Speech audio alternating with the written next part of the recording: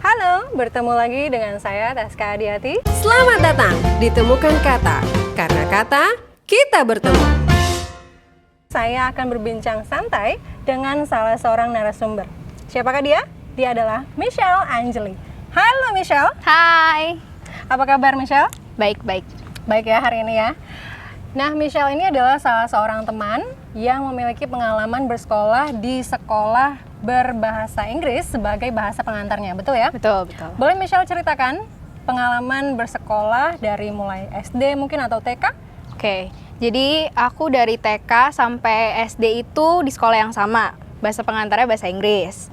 Terus lanjut SMP pindah sekolah tapi masih bahasa pengantarnya itu juga masih bahasa Inggris. Pindah SMA itu pengalaman baru karena bahasa pengantarnya finally bahasa Indonesia. Bahasa Indonesia secara penuh atau Penuh. masih boleh setengah-setengah? Penuh pelajaran, rata-rata semua buku-buku dalam bahasa Indonesia. Cuman terkadang ada guru-guru tuh yang ngerti bahasa Inggris. Jadi kadang kalau nulis esai atau apa, bolehlah pakai bahasa Inggris sesekali, tapi nggak selalu. Oke.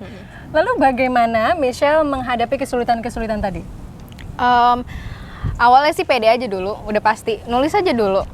Kalau misalnya tugasnya, misalnya harus tulis esai, tulis aja dulu. Ngetik sebisanya, mau itu informal, nggak formal, bahasanya masih pakai bahasa Indonesia yang slang. Nah, terus nanti minta bantuan mami aja. Mam, aku udah buat nih kayak gini. Tolong dong proofread. Misalnya bahasa-bahasa yang kurang tepat atau yang masih informal, tolong bantuin, benerin gitu. Kurang lebih gitu. Oke. Tapi memang bantuan itu selalu ada dari keluarga, dari Iya, teman-teman. bener-bener.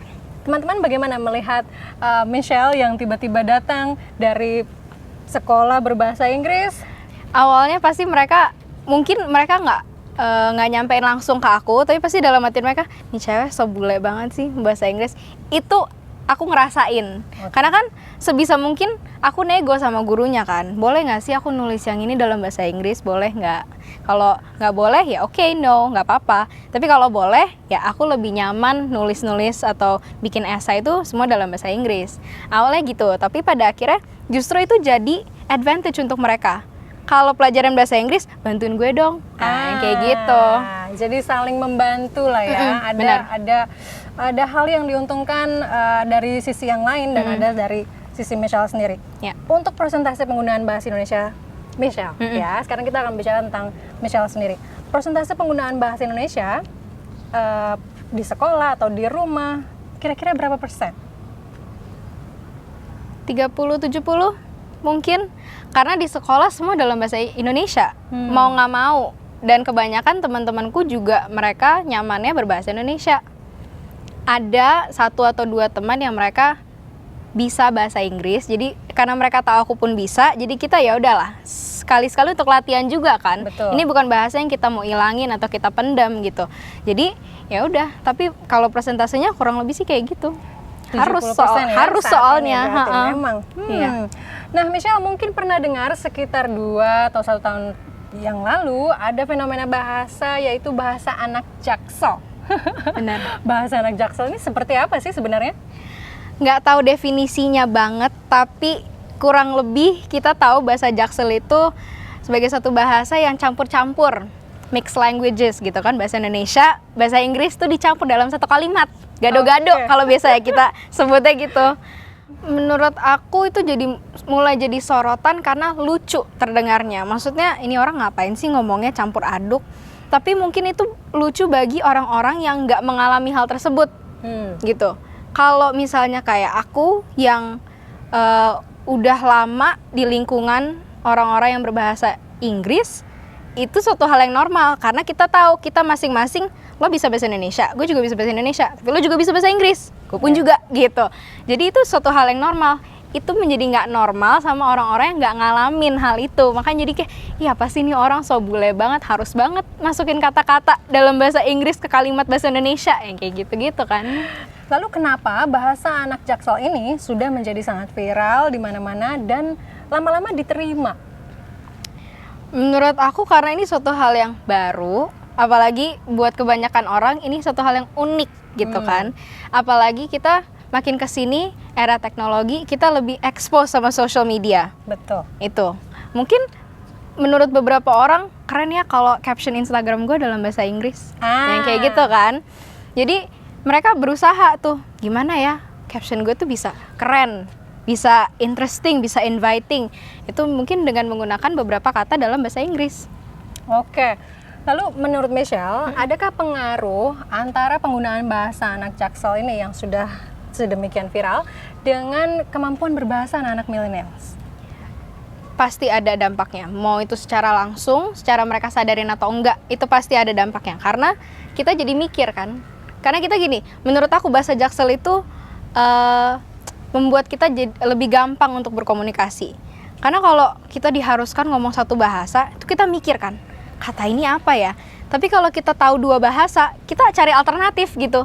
Jadi kurang lebih sebenarnya ada dampak positif negatifnya gitu kan. Yang tadi aku bilang, kita jadi punya alternatif bahasa lain, jadi mikirnya nggak kelamaan gitu. Tapi negatifnya juga kita jadi nggak bisa berbahasa satu bahasa dalam satu conversation biasa gitu, jadi campur-campur.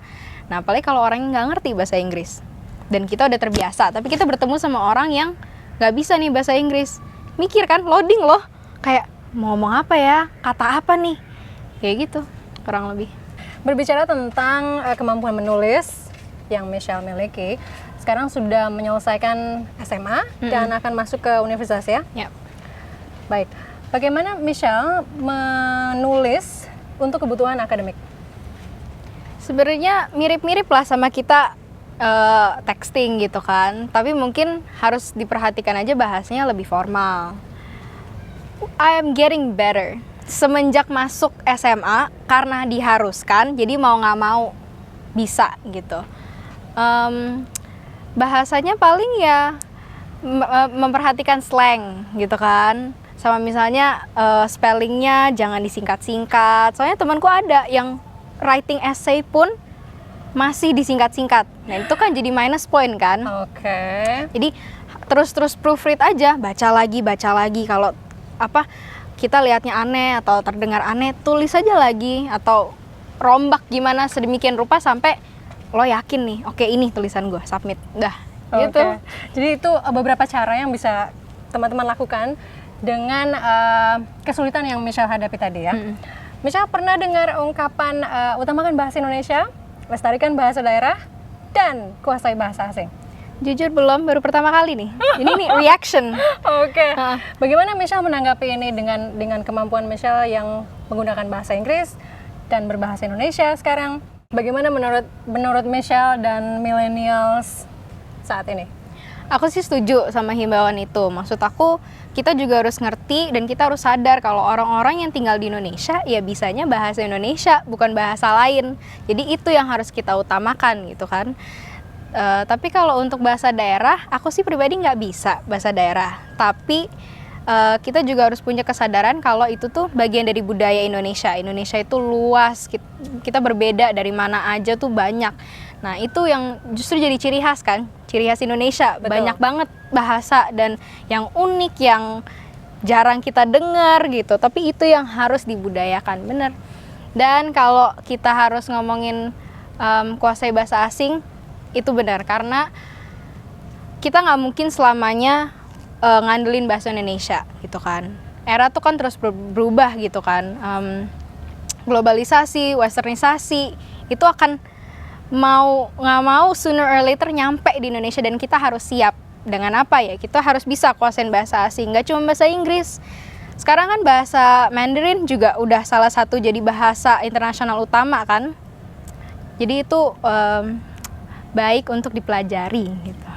Nah itu tadi perbincangan santai saya bersama dengan Michelle Angeli, membicarakan tentang berbagai fenomena bahasa yang terjadi di dalam masyarakat kita saat ini. Salah satunya adalah fenomena bahasa anak Jaksel.